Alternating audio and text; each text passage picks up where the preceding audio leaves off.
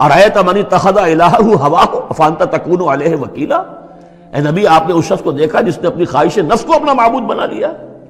تو کیا آپ ایسے شخص کی ذمہ داری لیں گے؟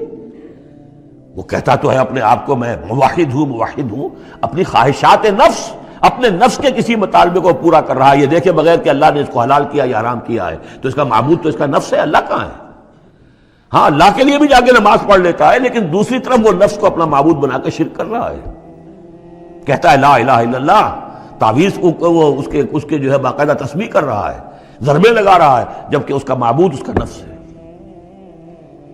اسی طریقے سے حدیث میں آیا تعیس عبد الدینار و عبد الدرہم، ہلاک ہو جائے یا ہلاک ہو گیا درہم و دینار کا بندہ، نام عبد الرحمن ہے، حقیقت میں عبد الدینار ہے، اس لیے کہ دینار کے لیے حلال اور حرام کی ساری اس نے تقسیم ختم کر دی ہے۔ ڈالر آئے، پیٹرو ڈالر آئے، کچھ اور آئے، دولت آئے، چاہے حلال سے آئے، حرام سے آئے، جائز سے آئے، ناجائز سے آئے، یہ تو پھر معبود کون ہوا؟ دولت۔ ہندو میں اور آپ میں فرق کیا ہے؟ ہندو نے دولت کی دیوی بھی بنا کر ایک رکھ لی ہے،